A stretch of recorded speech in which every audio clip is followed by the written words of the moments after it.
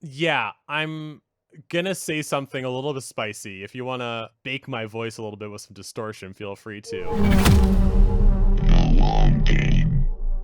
Welcome to the Long Game Podcast. My name's George Bafalukos. In this podcast, we'll be taking a deep dive into the world of game audio. Join us as we explore the careers, challenges, and triumphs of the professionals who craft the sounds that bring our favorite games to life. Today's guest is William Lowe. He is a sound designer at Clean Cuts Interactive and has worked on titles such as Asgards Wrath 2, WWE 2K22, and LEGO 2K Drive.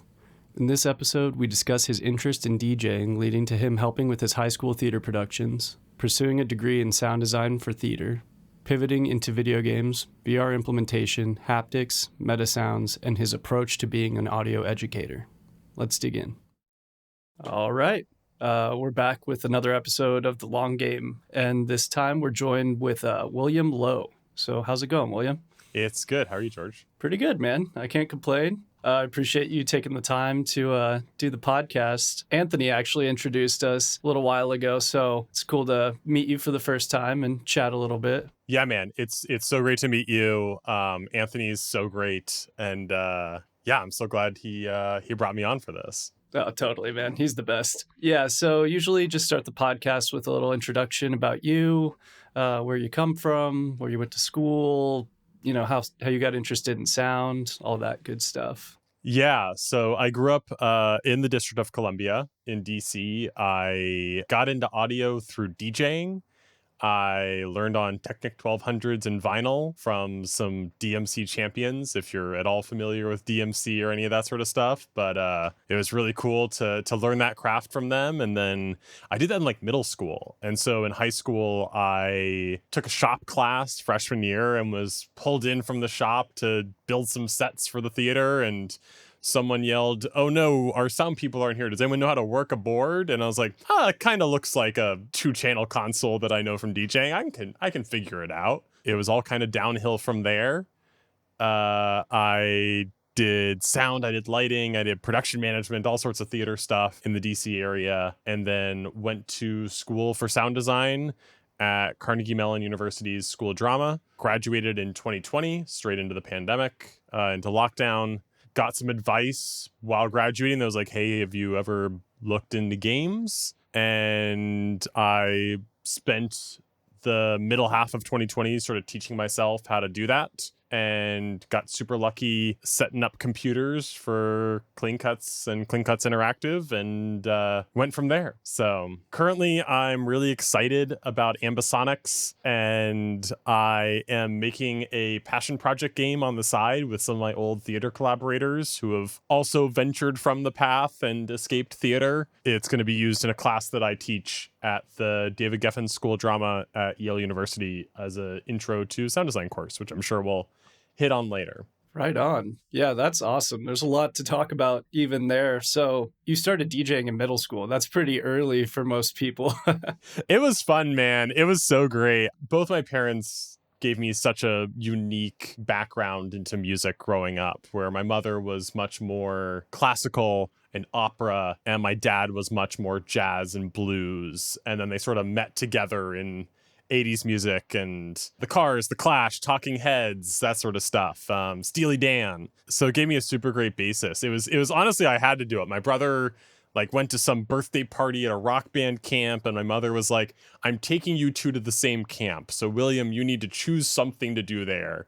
And the DJ class sounded best. And I did it through high school. I kind of dropped off the busier I got with theater. It's so much work, just keeping up with the new music, keeping up with your routines. I really enjoy interest in mixing for DJing, and I want to have what I produce be exciting for an audience. And so I want more than just sort of the default, this song crossfades into that song at the end and whatever. So I felt like I couldn't really do it justice in college. We did one right at the end that was really fun as like a fundraiser, and I spent a lot of time sort of getting back into it, and we called it That's So Raven.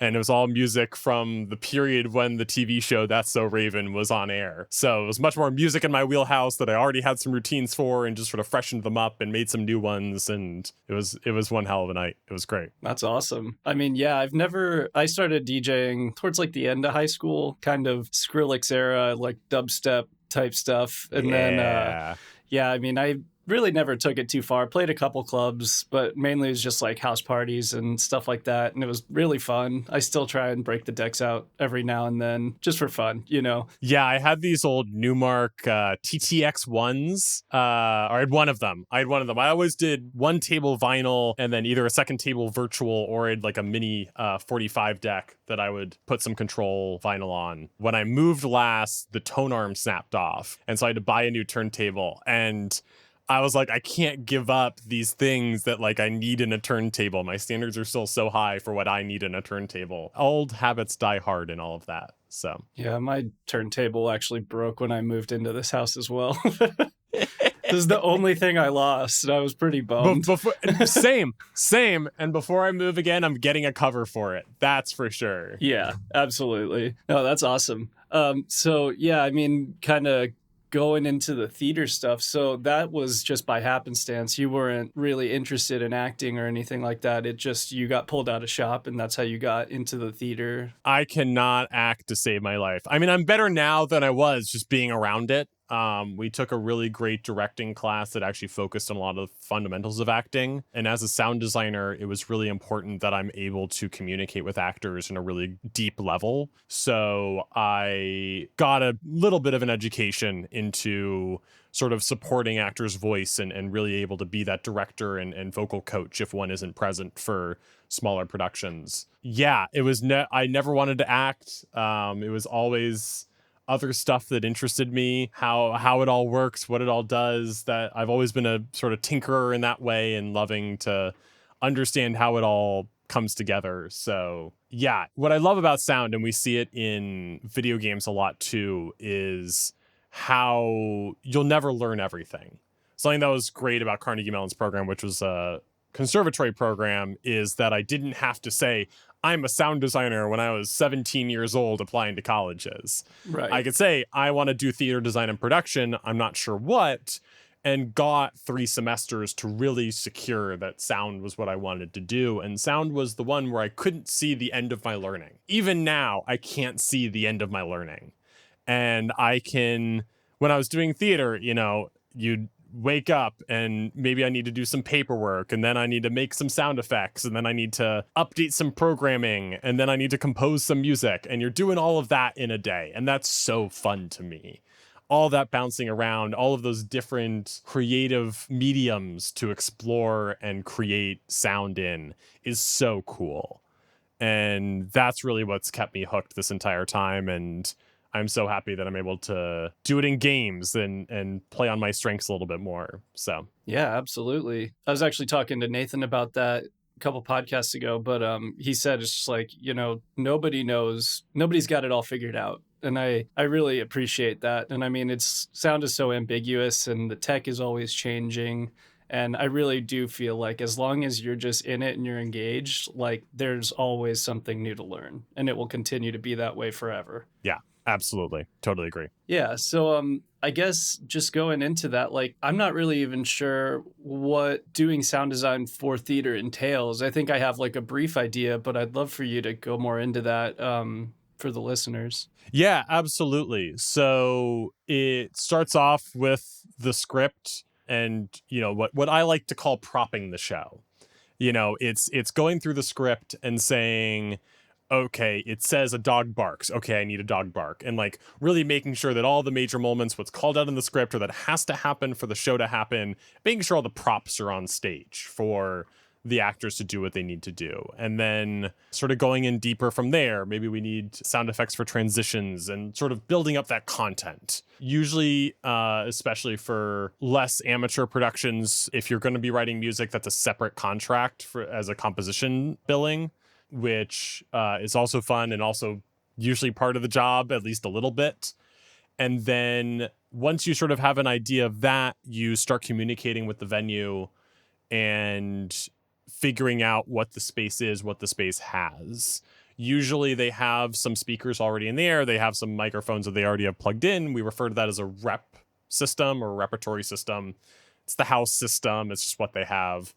And then anything that we need to add to that, we start designing. So we also need to have an understanding of acoustics. We need to have an understanding of how live audio travels and how to communicate with that.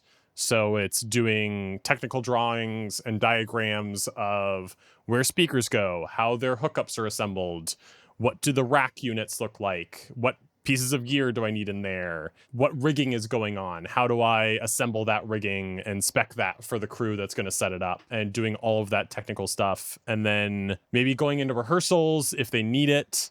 Usually not. I did not like sitting in rehearsal personally. Some people love it. I hated it. Yeah. And getting everything ready for the production, communicating when your cues need to happen to the stage manager.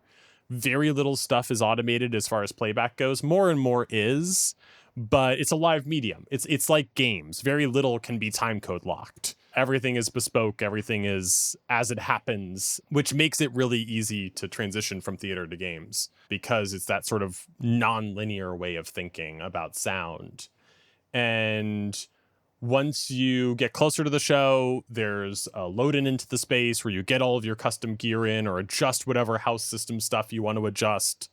And then and this is more of a play. Musical is fairly different. You've got a lot more microphones. You've got your pit. You've got your instruments. You've got your mics for that. There's a lot more to tune. As we know, we balance our studios all the time. We do the same thing to large speaker systems and just making sure everything is time aligned, making sure things are... And the time aligning is interesting. I won't delve too deep into that digression, but it's not all... You need to sort of choose a point that you want to time align everything to and sort of work off of that point. You sit in tech, those can be 8, 10, 12, 14-hour days of just sitting in the theater and inching through the show, making sure every technical element works right, making sure every actor knows where they go and has on the right costume and the lights look right on the people, and we usually skip over sound and keep on going and all of that. And then depending on the show or on the production, you might have some previews, you might have whatever, and then you open the show and start the next one. So it's definitely a grind, definitely a lot of different skills needed, but it's a different way of making assets for sure, because nobody's listening to the show in headphones. No one's listening on nice monitors. Everyone is at least 20 feet from a speaker. So there's a lot of stuff that you can do differently with that distance that you have. There's also the baseline of suspending disbelief that the audience gets. And that sometimes is similar, sometimes is different from games. It depends on sort of the type of game that you're making, how much suspension of disbelief you're getting from the player. I think that's something that we don't really talk about enough in games, is the relationship, that the language that we're developing with the player. With something like Tunic, you talk about it, but on every game, you're communicating with the player with sound. You're teaching them a language of what does this blip mean? What does that notification communicate? Or what does this sound mean is happening? Is all a language we're creating. And I don't think we talk about that as explicitly in games as we would in theater. Yeah, no, that's a super good point. I went to GDC this year, and the guys from the Hellblade team did a talk about Senua's Saga, and there is like this whole suspension of disbelief in that game because it's all recorded binaurally, which is like very uncommon for games. But the whole idea of the game is that the main character is schizophrenic, and they're trying to portray the voices that she's hearing in her head, which really lends itself to a binaural setup, because absolutely one thing they were talking about in their talk was like people that suffer from schizophrenia don't necessarily, it's not like a voice inside your head. Like it feels like it's spatialized, like it feels like it's coming from somewhere. So that's something I didn't know, and just kind of adds that entire new level of immersion, but also suspension of disbelief as a player, because you're not schizophrenic. You're playing a video game, and they're trying to sell it. They always recommend you play the game with headphones so that you can really hear the binaural aspect of it. And I just thought that was like really, really cool. So, wow. I mean, like the whole theater production is way more involved than I was expecting. I didn't expect you to be renting equipment, setting it up, time aligning speakers. I mean, you're really just like marrying nonlinear sound design with live sound in a way that I didn't really expect. Yeah, and it makes me laugh because theater were some of the first adapters of Dante, which I see a lot of studios adapting now. And the horror stories I have from dealing with Dante makes me laugh every time I see it, because I just like never want to touch that thing again. I've gotten away from it, and now we're like, oh, this cool new thing, Dante, man, we got to check it out. And I'm like, in a studio, it won't be bad. Consider your latency, but it'll be better in a studio than it will be for live. So good luck, but I will pass. Totally. I've been fortunate enough. A friend of mine does live sound, and he's always been trying to get me to come like help him kind of start learning. And I'm just like, dude, I don't want anything to do with it. Like, it just stresses me out, the thought of doing live sound. I give people a lot of credit who do, but I'm very much a post guy.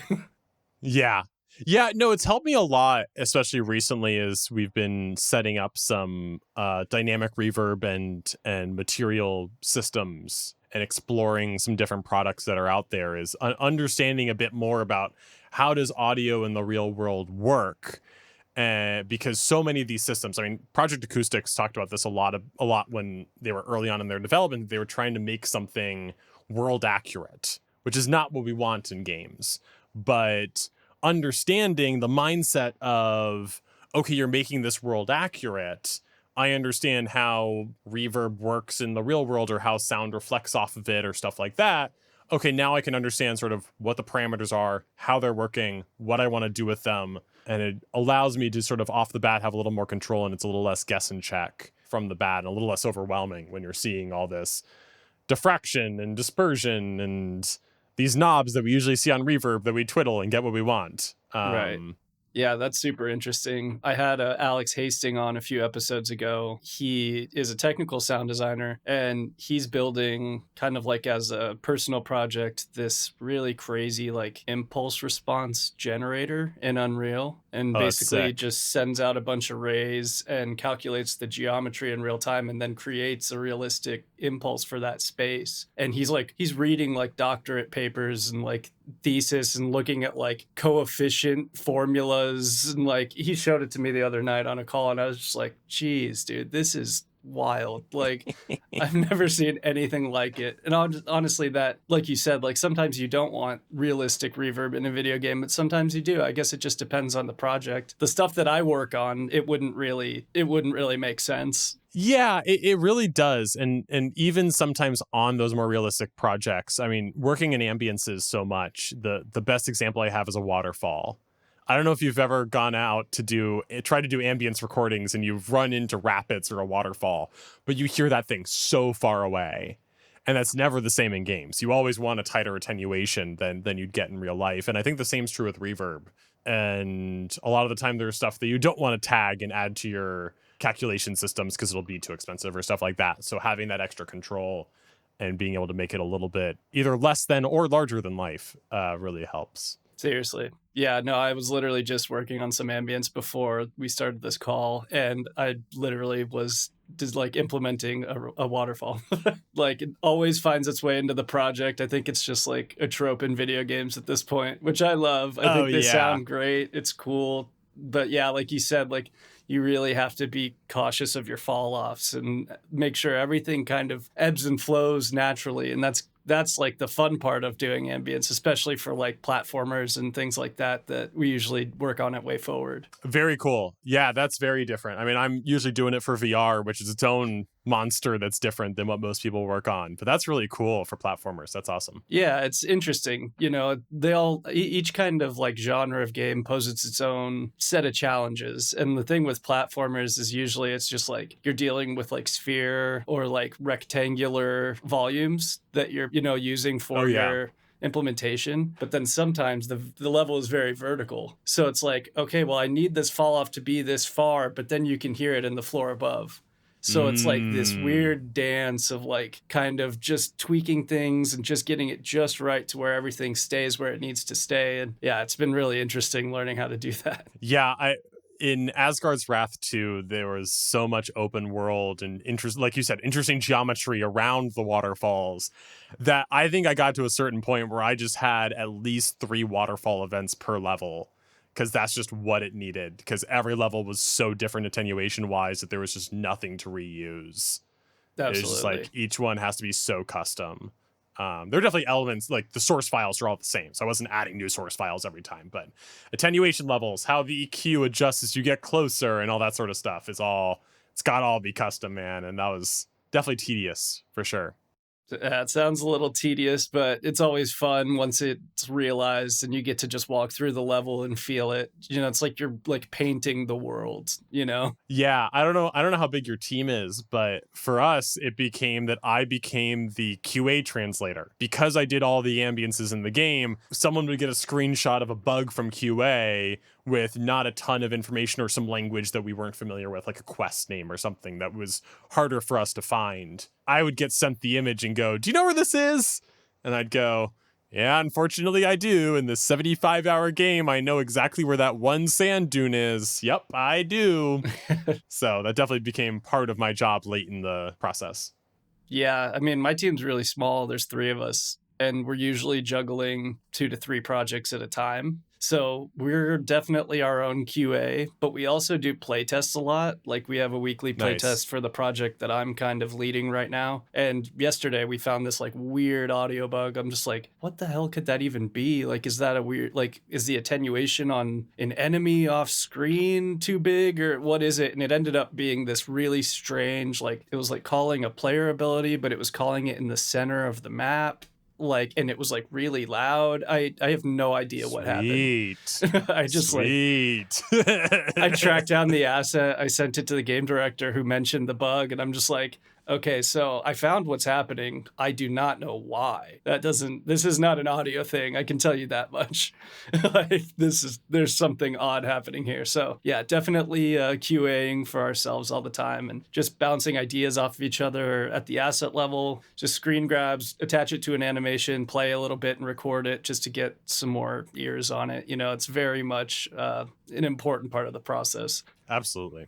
But yeah, so I guess I'm curious because, again, like I've not worked on a VR game either. I'm curious what the unique challenges are with that, whether, you know, I know implementation definitely has to be different because of the head tracking, but I'd love to hear more about, those challenges. Yeah, it's really interesting. I am really enjoying it. I love seeing how I can push audio forward, and that's definitely something we're doing, especially with Sanzaru Games, who's a client that we'll work with. That we worked with them on Asgard's Wrath 2, and they really are pushing VR forward in really cool ways. And that was reflected in the 10 out of 10 from IGN they got, which was very well deserved. But for me, the thing off the bat is that all ambience beds are ambisonic. It helps orient the player. It helps with motion sickness a little bit, and it helps just be a glue since they have that full sphere to work from. And so learning how ambisonics works, how do I get it sounding right? A lot of the time I find ambisonic files that were recorded with ambisonic microphones to feel like it's inside of your head when I want that schizophrenic feeling of it being around my head, right? Yeah. I want the world to feel vast. I want it to feel open. I don't want you to feel claustrophobic in the headset. I want you to feel like it's actually around you. And so exploring different methods and techniques to accomplish that.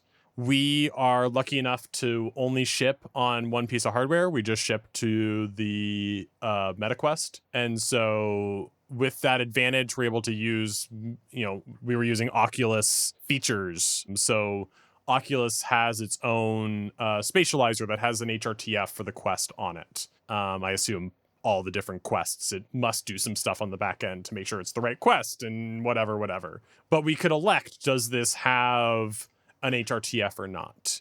From a workflow perspective, it's definitely accounting for the speakers on the headset. Most people listen out loud on the headset, I think. And so that's what we were sort of mixing to, was the headset speakers. And they sound like crap. The HRTF sounds like crap. And so at least it did for the Quest 2. And so how do we design assets for that? How do we design assets for a system that we know will blow out the low end really easily? And then from a animation tagging perspective, we're not just saying, okay, footstep. It's like, okay, this footstep goes on this bone, or like we're really going bone by bone with where audio attachments are, because you really hear that and feel that in the headset with how close you are in proximity to all the animations. All of that is really different and unique, and needing to put the headset on multiple times a day. I can hit play in Unreal and just sort of see what happens, but more likely than not, I need to hear what it sounds out of the speakers and looks like in the headset or in the build. And so I'm putting on the headset, lifting it up, getting everything ready, flipping it back down, doing it, flipping it up, flipping it down, taking it off, putting it on. I'd love to just be able to hit play, pick up a controller, and do that again, to check to see how something is sounding. So it's definitely a couple extra steps. It's definitely a little bit different, but I think, fundamentally, I don't think it's a ton different. It's just it's definitely more difficult assets for sure to get them to mix correctly, sit correctly, and transmit what we want the audience to feel through the headset. Right. And haptics are very important too.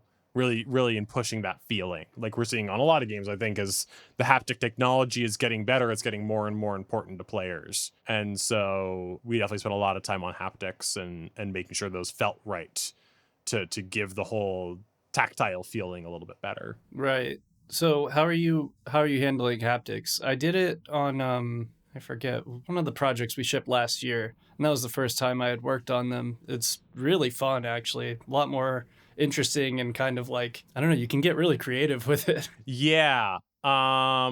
Let me make sure I can say what I want to say. Yes, NDA safe podcast here. We're not getting anybody in trouble. I say the class that I teach is a challenge, and William maintaining all of his NDAs. Okay, this is a public feature. Nice. Meta has developed a haptic studio that will export haptic files either as waves with full frequency content or as different other wave files, and you can preview it with an app on the headset. That was it's a new piece of software. We sort of got that late in the process, but that with some tech, you can feel in Wrath 2, there's definitely some frequency-based haptics going on there. It's really cool stuff. It's really, really interesting. I really want to dig into it more on the research perspective. I think that there's a way to really increase the immersion that players get on a baseline through haptics. Of course, that, reduces the battery life of the handsets and adds more voices and all that stuff that, you sort of want to calculate. But how can we make it feel like you're actually touching something? Like can those things actually be felt through different frequencies through the handsets? So definitely something I'm interested in exploring more. We found a lot of success in Wrath 2 sort of taking that approach. And sometimes it was even taking the asset that we were already playing, popping that into Haptic Studio by Meta and seeing what came out. And probably needing to adjust some frequencies, adjust some filters. But that was such a great way to even get started and make sure that the shape was right and the tonality was right and we were off on the right foot. Just make it an efficient process. Yeah. No, that's super interesting. I think we did one of the projects, so PS5 has its own kind of haptic need, and then everything Very else. Cool stuff. Yeah, we used I think the plugin was called like Rumble or something like that, but you were able to really like draw the envelope of the sound that you wanted it, or the haptic that you wanted to feel. You could set the intensities, and it was all frequency based. It was really interesting. And I think especially for VR, that's like probably like that's what's going to really like push the immersion to the next level as the technology gets better. I totally agree. Something that I was really hoping to explore at some point is seeing if we can use Metasounds as sort of a synthetic source to convert to haptics. To see if that's something that we could have happen on the fly. Haven't been able to figure that out yet, but I know that for the PlayStation, a lot of studios have used Wise for that, and some of the generators in Wise to generate sine waves and send MIDI triggers to create the haptics to sync with events, and that sounds very cool. The dual motors and the dual shocks feel so great. Yeah, it's cool to learn about. It's again one of those things you're not going to know everything, but just like starting to understand, okay, I've got these motors, they do these things. Okay, let's start to learn more and more and more. It's so funny that haptics are all around us, and it's not a word that many people know. My girlfriend, she was working on a project and was running around so much that she wouldn't always feel her phone buzz in her back pocket when she would get a text. And so she now has the most intense haptics on her text message tone. Yeah. And I was like, dude, what are those haptics? And she's like, what are you talking about? I'm like, why is your phone trying to commit suicide every time that you get a text message? And she's like, oh, I can't feel it. I can't hear it. Now we can hear it across the apartment every time she gets a text, even if her phone's on silent. But Oh, that's hilarious. yeah. But it was like, what is haptics? What does that mean? And I'm like, well, you went to the haptic menu on your phone to change this. So it's that. No, that's super. I mean, I relate to that. Whenever I'm wearing like a certain pair of pants, like if I'm wearing shorts and like the phone is like kind of going back and forth as I walk, I miss every call, I miss every text. Like I have to have like old man style, just my ringer's just so loud just so I don't miss it. Or like if you're at like a music festival or something like that, God forbid, you're trying to get a hold of me because you're not going to get it. I'll get the phantom buzz. I'll get the phantom buzz all the time where I think I feel it, but I don't. I get that way more. That's what I'll get. Phantom sound, phantom buzz, phantom haptic. I'll just think it's there, but not. No, that's hilarious. So yeah, I guess moving on. So I was just going through your LinkedIn last night before the episode. And is Clean Cuts and Clean Cuts Interactive, like, is that two separate entities? So there are two different boutiques. Clean Cuts and Clean Cuts Interactive are under the umbrella of 3Cs Incorporated. Clean Cuts was one of the original boutiques, along with Cerebral Lounge, that does video. And it was really Clean Cuts and Cerebral Lounge for a long time. Noise Distillery became a boutique at one point, which is custom music and composition. And then Gigawatt Group was created, which does more advertising planning, branding, websites, that sort of stuff. And it sort of created this one-stop shop for companies in DC and Baltimore to get their ads done. They can go to the Gigawatt Group, get stuff designed, planned out, figure out your branding, get some video shot or animations done by Cerebral Lounge, have VO recorded and edited and sound designed by Clean Cuts, some custom music from Noise Distillery, and you had your ad. And so that was really the original. I mean, for the bulk of the company's history, that was the model. And they did a lot of other stuff at the same time. I mean, being in DC, you get all these audiobooks, you get all these podcasts. We had a great relationship with Discovery and did a lot of Discovery work and a lot of TV shows, some films that come through, a lot of ADRs. Actors love visiting DC right when they have to go in for an ADR in LA and aren't there, which is great for us. And then as video games became more and more, Clean Cuts Interactive became much more of its own boutique and entity, sort of as a spur of Clean Cuts, where we focus much more on interactive projects. I started with the company at Clean Cuts and have moved over to Clean Cuts Interactive over my years at the company. So I spent a good year just doing post work and recording audiobooks and podcasts, and I did some TV, I did some film, I did some voiceover, did some really incredible projects, and I really loved my time doing it in person in the DC office, and slowly started transitioning over to CCI. And now that I'm remote, I just do CCI projects. Right. Okay, that makes sense. Yeah, because I just noticed that Clean Cuts and Clean Cuts Interactive were two separate kind of job listings on your LinkedIn, so I wasn't sure if that makes sense though. It's like this handles the nonlinear stuff, and then more advertisements, TV, posts. Linear. It's linear and nonlinear. That's exactly what it is. Yeah. Okay, that makes sense. Which is so great for us, because as we get Clean Cuts Interactive projects in, if we get swamped late in the game and start getting all these cinematic stuff in, we can just toss it over to our coworkers who do linear stuff all day, and we'll get some banging cinematic sound design. That's nice. We were nominated for a Gang Award on Asgards Wrath 2 for cinematic specifically, and it's super great to work with them. We're such a collaborative company and collaborative group, and I love sharing what we know. And so a lot of them, for the first time, were exploring ambisonics for these cinematics. And so it's like, okay, how do I do this? I work in Dolby, I work in 5.1, but I need to do something else. What's going on here? And being able to collaborate with these really, really skilled sound designers is really great and a lot of fun. That's awesome. Yeah, and I mean that to be integrated like that and be able to share the load, especially when you're really swamped with implementation tasks, be like, yeah, okay, you pass the cinematics off to them and that they're not going to like let you down. It's going to sound great. That's awesome. Absolutely. Hell yeah. Okay, so another thing I wanted to touch on, the last studio that I worked for, Chapter 4, was an outsourcing studio as well. We worked on this game called Star Atlas, which was like a Star Citizen type game, open world, sci-fi exploration type stuff. But then they would also handle, like, my boss Sarah worked on the latest like Little Mermaid movie and all kinds of stuff. I was curious to hear your take on the challenges that being an outsourced studio kind of presents, because I know that there was some things that happened at Chapter 4 just communicating between us and the company that we're contracting for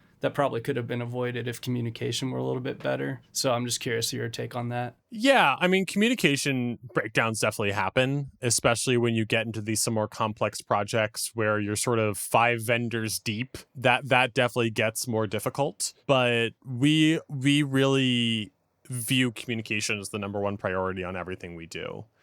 And so it's really important to us that we make sure we understand exactly what's going on at every moment. It definitely gets a little more difficult on gaming projects because you're a vendor, you're not as integrated with the larger studio. So sometimes communicating with other departments, or you have to go through, your contact to get answers or stuff like that. So getting hooks can be a little bit slower. Understanding exactly what's going on in this level can be a little more opaque. But I honestly really love it. I love being able to sort of have all these different games going on and all these different projects and being able to bounce from one to the other. I mean, it's so much fun for me to have the ability to learn so much from so many different projects, be exposed to so much of what's going on. And yeah, that's really what I really view it as a positive. I love doing it. At some point, I'd love to sort of have more creative vision and input and integration into a larger studio. But for now, I can't complain at all. I mean, being able to say that I've worked on so many games so early in my career is so great. Just being exposed to that much and learning from all these different projects. I mean, at this point, I've done three games with 2K. And all of which have shipped, and the game with Sanzaru and some other smaller stuff that just pops up and pops in. And when you're deep in the 3-year timeline of a game, and then all of a sudden someone needs some spell assets, and you're like, ooh, I haven't done that in years. Yeah, let me get those gears up and running again. That'll be so fun for just like a little work vacation of something a little bit different. I really thrive off of that sort of stuff. That really gives me energy. And so I love that aspect of it. Yeah, absolutely. I was going to ask, and you kind of brought it up. I was going to say, like, are you usually the only sound design for the project, or are you being brought on to assist, like an internal team, or does that kind of vary from project to project? Yeah, it definitely varies project to project. With my role in the studio, I'm usually brought on as support, or I'm brought on to sort of develop the pipelines and then pass the pipelines off to the team. That's usually what happens with VO projects for me. That's what I did for Lego 2K Drive, was act more of an advisor to the project for VO specifically. Yeah, usually we're very team oriented, but other people will definitely be solo folks on a project. I was solo on a very small game where we were just delivering assets that was just for like an iPad app or something. And like that sort of stuff. Yeah, sure. It's one person, but I definitely find myself as more support and joining the team and just sort of helping out where I can, because I have so much going on. So and being more junior on the team too. I mean, I've been with the company for 4 years now, but most of the guys have been there for 10 years plus, and so it's definitely a lot of longevity of folks at the company, which is really great to see, and I definitely understand why. Yeah, being here only 4 years is not quite the 10, 15, 25 that some people are. Well, yeah, I mean, and in games, that's like amazing to Yeah. hear that, somebody's been with the same company for a decade plus. That you don't hear that too often. No, So sounds like you got yourself a good studio. That's great to hear. absolutely. Literally this month is my 2 years with Way Forward. Yeah, kind of similar to what you said. Like, we're a small team. We crank out a lot of games. Like, I've been here 2 years and I think we've shipped 6 games. Wow. And they're all Wow. very different. Can go from like a run and gun like Contra to kind of like Metroidvania and Yars, or straight up pixel art. Like, it's very different styles of sound design, and it's really fun to be able to kind of bounce back and forth. Like you said, just like switch gears. But yeah, so that's awesome. I did want to touch on you've done just about every medium of sound design throughout your career. I always ask if there's somebody is a generalist, if that's what you intended, or is that just how things kind of like played out? That's definitely how I marketed myself coming out of school, and definitely what I loved. And I definitely wanted to find my niche. It was just something that was really hard for me to sort of focus down on. I remember the first time I sound designed an ad. I don't remember what the ad was. I just remember hating it. I was like, what do you mean this is just whooshes? And what do you mean the tone of my whoosh is wrong? Now, I never thought I could care so much about whooshes, and I really didn't think I was going to in that moment. It sunk in. I now care a ton about whooshes, but I have no desire to go back to sound designing ads. It's not something I'm interested in anymore. Yeah, I'm definitely loving where I'm settling into with games. I'm definitely settling into a more technical role that really lends itself to sort of what my background is and where my strengths lie. I love to get challenged by sound design. I love doing it when I can, and I always learn a ton when I do. But I'm really enjoying focusing in on the more technical design. And I was talking recently with an engineer who's just a tooling engineer, and he was talking about how much he loves just making tools for other people to use to make their jobs easier. And I was like, I love doing that too. I love just making cool things that people are excited about to make their lives easier. That's so fun to me. Yeah, but it was the intention at the beginning, for sure. And I have always felt that my real calling is teaching, and that's where I really want to end up. And I know to be a valuable resource and educator, that experience is really important. And it's something that I definitely felt from a lot of my professors in the past, were the stronger professors with the ones with a stronger hold on reality and how the world actually works and how different industries actually work. That's been my real goal in my career, is doing things that I'm excited to talk about, doing things that teach me things, doing projects that have great stories as a part of them. Because that's what we learn. That's when we can provide concrete examples to people and not just pull stuff out of thin air. So that's how I got to where I am, for sure. That's awesome. Yeah, and I mean, you already kind of led into my next question, but I did want to hear about how you got into teaching. That's something that I've been considering for quite a while now. Obviously, like, I want to garner more experience. I want to get to a place where I would be a really like solid teacher and could answer the questions that these kids are going to have, and be able to give them concrete real life experience, because I know exactly what you're talking about, as some of the teachers have been teaching this program for 20-30 years, and they're no longer a part of the industry itself. They're educators, and they don't really have current advice on how to realistically pursue the career. And that's not really even their fault. They're doing the best that they can, but I feel like you really do have to stay in the weeds to a certain degree so that you can give the kids that you're teaching a better kind of like path. Yeah, I'm gonna say something a little bit spicy. If you want to bake my voice a little bit with some distortion, feel free to. But I'm saying this not to any of my sound professors. I'm gonna do that disclaimer first and foremost.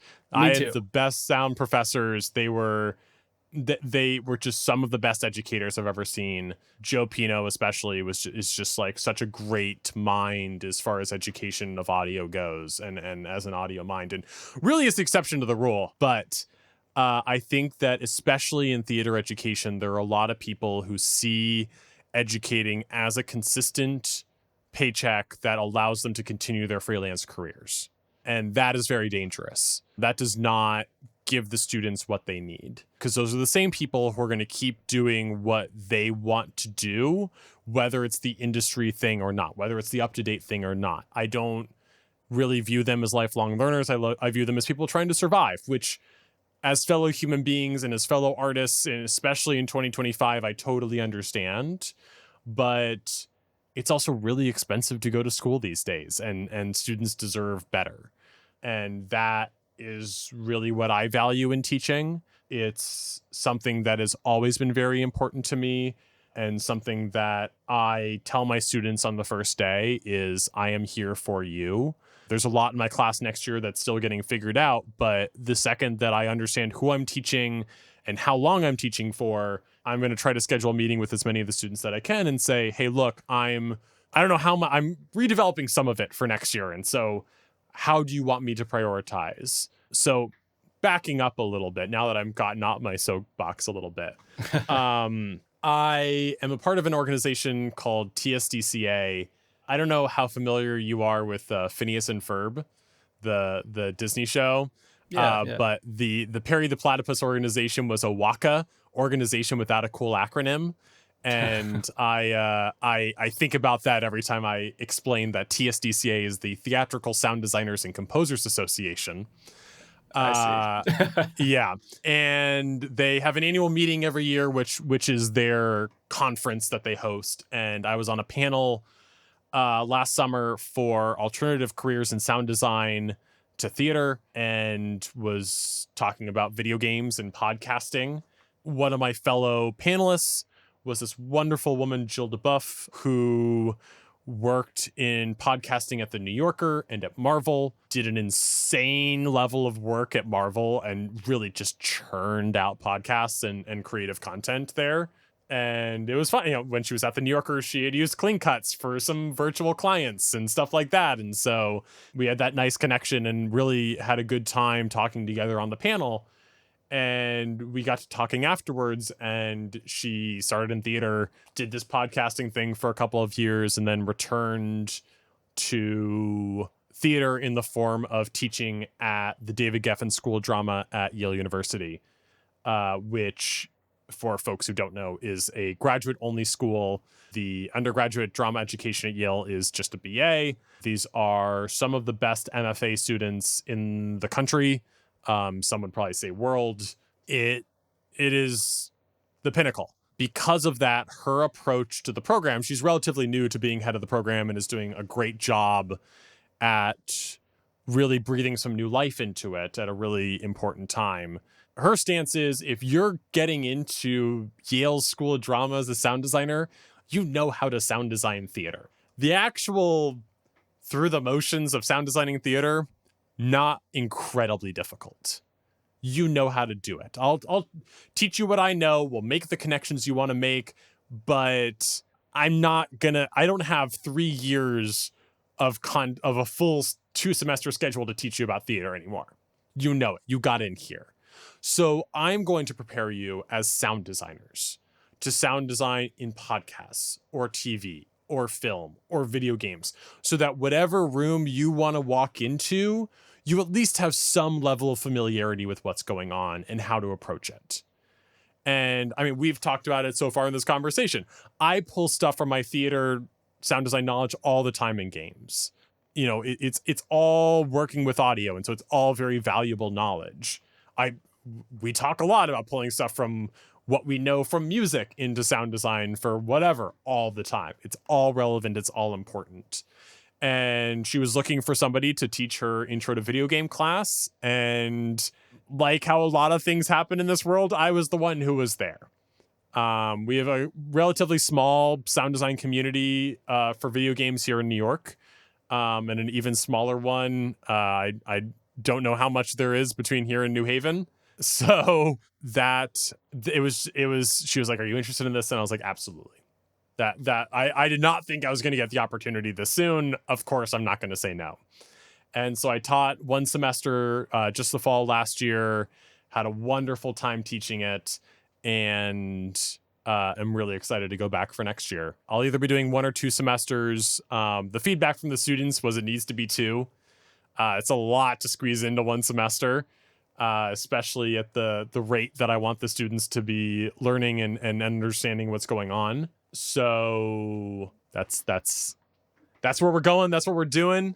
I don't know if there was anything else to the question that you wanted me to hit on there. Oh no, I think you covered it there. Just kind of how you got into teaching. Yeah. I'm curious. Could you give like a brief synopsis of the curriculum? Like, what are you covering for its intro? You said, right? Yes, it's intro. So what I did last semester or last year is the first 4 weeks are straight lectures, just white knuckle. What is video game sound design? Week 1, what are video games? What's the history of video games? How did we get here? A little bit of context more generally of what's going on. We're in an education here. We gotta do a little bit of history or something that resembles a real education. Yeah. And then we start talking about the elements of sound design. So there's a lot on ambiences because I love ambiences. But we talk about ambiences. We talk about character sound effects. We talk about weapon sound effects. We talk about, and weapons can be projectiles, melee, spells, all that sort of stuff just wrapped up into, just hitting on everything. And character sounds can be anything associated with a character, except for VO. The 4th one is on VO, and we touch on music a little bit. I'm less educated myself on music, so I hit on the big points, the major points, the important parts, and sort of move on from there. While we're having those lectures, they are doing a 20 to 30 second redesign of a game. I let them choose it last year. I'm not sure if I'm going to continue that. I like the idea because I want to learn something about the students. I want to learn from their personalities a little bit. I want to get to know them a little bit. But I don't know how much you've experienced this, but the hardest part for me of making a reel is finding the right clip. It's so hard to find that right clip. And so it's a tough 1 week assignment to find a clip that's good that you want to do. But it tells me a lot about the students. So over those weeks, we are doing lectures in class, and for homework, they're working on their redesigns. And the idea is that after each lecture, we talk about ambiences. Okay, now I can go and do all my ambiences over the course of the week for this 30-second clip. Okay, now we're talking about character sounds. Okay, now I can go do all my character sounds. Okay, now we're talking about weapons. I can go do all my weapons. Okay, we're talking about NPCs and enemies. We can do that sound design. And so they're sort of able to do those layers that we're used to and passes that we're used to. And they're working in their DAW. They're in their comfort zone as much as possible while taking the smallest possible step into games, which is not a tiny step, but not as big as it might be. And then from there, we jump to looking more technical. We start talking about Unreal. Last year, we talked about Fmod, and that was just because I was doing so much to just get this class off the ground that I just needed to do the middleware I knew best. And I've been working in Fmod for like 3-4 years straight, and so that's what we were doing, and it was fine. This coming year, we're going to do Metasounds. I have gone back and forth on this a lot. The thing that I am remembering about this program is it is not a video game education. It is primarily a theater education. And with the recent updates of Unreal 5.6 and the expansion of max outputs to 32, it becomes a viable playback software for installations. And actually, it would be quite cool for installations. So I'm super excited to sort of give them that as a tool in their toolbox for their life as sound designers in a more live capacity. As the class becomes more solid, or I move to a program that's less focused on that sort of stuff, I would probably move to Wise. I might move to Wise anyway. Wise has the ASIO plugin, which gives it the same ability to output many channels and directly connect to whatever interface or interfaces you have going on. So it's also a very viable piece of software. But to just keep on growing the class in steps and not trying to jump too far, we're going to go with Metasounds next. I am currently working with some collaborators on a passion project game, and I'm hoping to use that in the class as something that I know front and back, inside and out, and really be able to talk about hooks, be able to talk about animations, be able to talk about every element of it, and further my education so that I can talk with a little more authority about all of those things in how I view them and how I take my experience working with all these different studios, really synthesize it and get my hands dirty with it myself, and then present it as information for people to learn and be a little bit more of an expert than I would be usually with stuff like how questing works or niche blueprint things that we would never touch in audio. And it helps my day-to-day at the same time, which is great. So that's the goal for this year is use that and dive into Metasounds. I am very conflicted about Metasounds from a base point for games. It's something that I was asked to do a write-up on my opinions on Metasounds for a client that was asking, and it was not a short email that I sent my boss about them with a lot of qualifiers but still a lot of positivity. I think it's really interesting what they're making. I think that there's a lot of pluses, a lot of minuses, and very cool. But yeah, I'm excited to see how it goes and how the class comes out this year. Always learning, always growing. That's my goal and that's my hope. So yeah, that's excellent. I'd love to maybe have you back on after you're done with this upcoming semester and see how the Metasounds track goes, and if it's absolutely, it does kind of make sense for that application. I think it's kind of like a really nice way to give yourself a lot of outputs, a lot of random ability. And yeah, a project that I'm working on right now is using Metasounds exclusively, and I hear what you're saying. There's a lot of pluses and a lot of minuses. Like, I built a whole like state-based music system in Metasounds, and that took some doing. I think it was something I saw from Daniel Weaver recently. That was what is his YouTube video? Shoving parameters into Metasounds. Yeah. And my appreciation for the word shove. Seriously. But yeah, no, I totally love that. And something that I loved from my theater education was Max MSP. It's something that I hold very near and dear to my heart. It's not something that I open nearly enough anymore, but the stuff I built with it, the stuff I learned from working with it is invaluable to what I do today.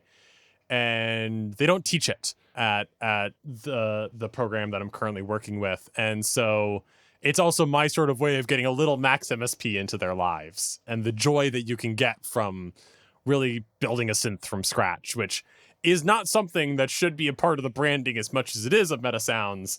But in this instance, I will definitely take advantage of and utilize. But yeah, I think it's really, it's one of the coding classes I took over. So I audited the Carnegie Mellon Intro to Programming course, which was a doozy. The midterm of that class is Stanford's Intro to Computer Science final. So it is very accelerated, very fast, all Python. I was with it for the first third, let's call it. And then I got thrown onto a show which required me to be busy every night of the week from 6:30 to 10:30. And there went all my time to put towards this class. So I ended up auditing it in the end. So I did that. And then after I graduated, I did the online version of Harvard's CS50, which is a great intro to programming course. And they start in C, which I think is actually very valuable. I really like understanding the basis of everything and the lowest common denominator of what's going on here.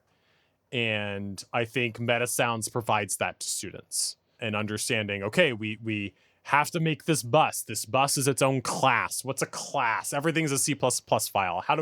What does that mean? How does this all work?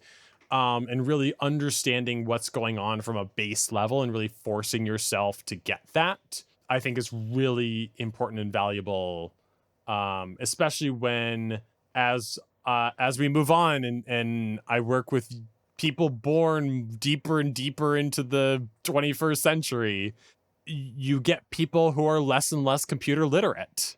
And so really forcing them to understand a bit more about what's actually going on under the hood, I think aids them in everything they do in today's world. So, yeah, absolutely. And I do think that, like, if you were to start off your education in Metasounds and then go to a studio that's using Wise or Fmod, you're going to be like, oh, this is awesome.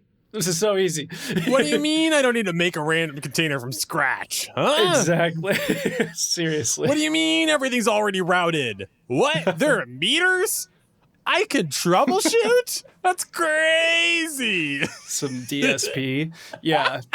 It's just like, man. So, I mean, I think that's definitely a good idea. All right. Well, yeah. I mean, that flew by, dude. We're over an hour already, but that's crazy. Yeah. That's what I do. I yap and talk. I did a series of videos for TSDCA, the aforementioned theater organization, and they were called Niche Ramblings and Digressions. And I was then telling that to my friend who's a writer that I've been working with for a long time, Hannah Manikowski, who's a incredible narrative writer. She's been doing video. She did a contract with Blizzard and has done stuff for Meow Wolf and has written incredible plays. And we've been a long time collaborative team. And I was telling her that, and she was like, "Oh, so your digressions and I'm niche ramblings. Those are the two genders." And I was like, "Yeah, you're right. Yeah, you're right." But oh, that's hilarious. Yeah. Well, yeah, dude. Thank you so much for taking the time. This is like very, very interesting episode. Very unique path that you've taken. I think this will be super interesting for the listeners. So yeah, man, can't thank you enough for taking the time. Oh, thank you, man. I always love talking to people. Yeah, thank you for having on. Thank you for Anthony for connecting us. And I look forward to chatting more soon. Yeah, most definitely, man. All right. I'll see you guys next time.